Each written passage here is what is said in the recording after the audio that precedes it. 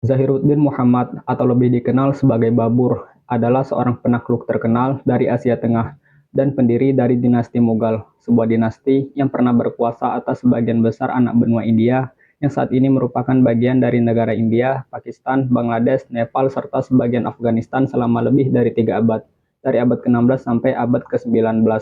Babur ialah orang pertama yang membawa masuk atau memperkenalkan senjata mesiu ke anak benua India yang ia gunakan dalam banyak perang.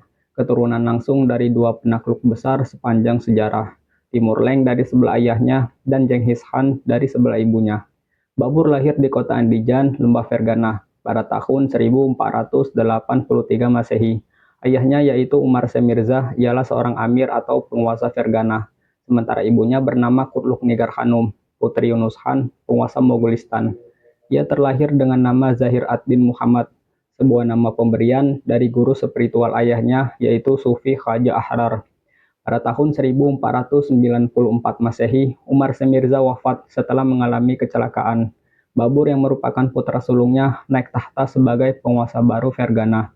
Di masa-masa awal pemerintahan, Babur dibantu oleh neneknya Aisan Daulat Begum, terutama dalam menangani setiap kemungkinan pemberontakan yang terjadi di antara kerabat serta kalangan bangsawan Fergana. Pada tahun 1497 Masehi, Babur mengepung Samarkand yang dikuasai oleh sepupu dari sebelah ayahnya dan berhasil menaklukkan kota tersebut. Babur menyebut kemenangan ini sebagai prestasi terbesarnya. Namun pada tahun 1500-an, Babur terusir dari Asia Tengah, baik dari Samarkand maupun tempat asalnya Fergana, oleh Muhammad Syaibani Khan, penguasa Uzbekistan.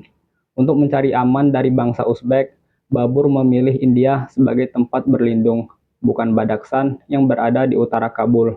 Ia menulis, dengan kekuatan dan potensi seperti itu, kami harus memikirkan tempat untuk diri kami sendiri dan pada krisis ini dan di celah waktu yang ada, menempatkan ruang yang lebih lebar antara kami dan musuh yang kuat.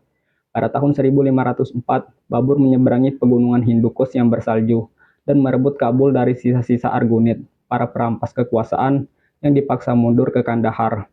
Dengan langkah ini, ia memperoleh kerajaan baru, membangun kembali kekuatannya, dan menjadikan Kabul sebagai pijakan untuk invasinya ke India. Setelah menerima undangan dari gubernur Punjab, yaitu Daulat Khan Lodi, untuk menyerang Kesultanan Delhi yang diperintah oleh dinasti Lodi di bawah penguasanya Sultan Ibrahim Lodi, Babur berangkat ke India melalui celah Khyber. Kedua pasukan bertemu di Panipat yang terletak di utara Delhi pada tahun 1526 Masehi. Kesultanan Delhi memiliki pasukan lebih banyak dengan 100.000 lebih prajurit serta gajah perang, sementara pasukan Babur bahkan tidak sampai setengahnya.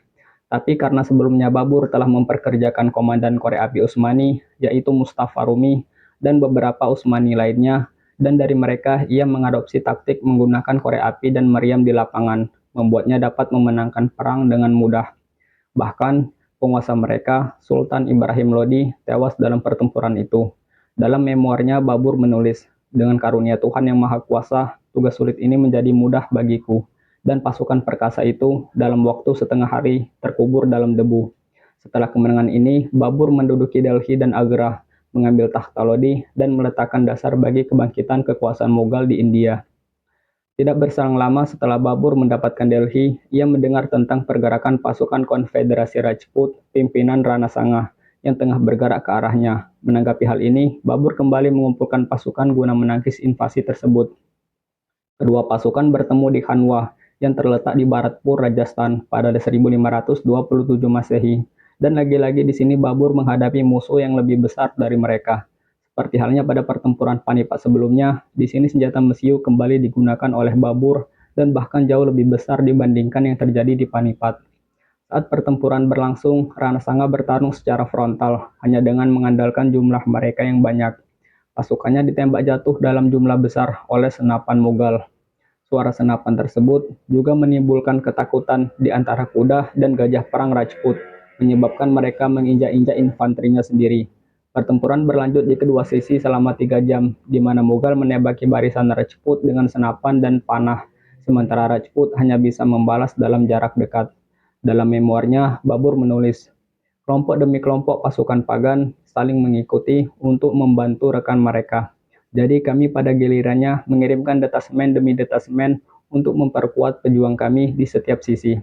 Sejarawan India Jaduna Sarkar dalam salah satu bukunya juga menulis, di tengah berkecamuknya pertempuran, Rajput terus berjatuhan tanpa mampu membalas sedikit pun atau berusaha menguasai medan. Mereka benar-benar kalah dalam persenjataan, dan masa mereka yang padat hanya menambah pembantaian tanpa harapan, karena setiap peluru menemukan sasarannya. Hasil dari pertempuran ini sudah jelas Mughal yang menang. Rana Sanga juga terkena tembakan dan jatuh pingsan saat perang masih berlangsung. Ia diselamatkan oleh pengawalnya yang membawa Rana Sanga ke atas kudanya untuk kabur. Legenda yang beredar mengatakan saat Rana Sanga siuman, ia bersumpah untuk tidak memakai surban kehormatannya sebelum ia bisa membalas kekalahannya di Khanwa. Tapi ia malah dibunuh oleh bangsawannya yang tidak ingin bermusuhan lagi dengan Babur. Konflik besar terakhir Babur ialah ketika ia berhasil mengalahkan pasukan gabungan Kesultanan Benggala di bawah Sultan Nasiruddin Nasrat Shah bersama sisa-sisa kekuatan dinasti Lodi pada pertempuran Gagrah. Selepas kemenangan ini, Babur menyerap wilayah Bihar ke dalam kekaisarannya. Pada tahun 1530 Masehi, sekitar 1 tahun setelah aneksasi Bihar, Babur wafat pada usia 47 tahun karena sakit, meninggalkan wilayah yang luas mencakup sebagian besar India Utara. Ia diteruskan oleh putra sulungnya yaitu Nasiruddin Muhammad dengan nama pemerintahan Humayun.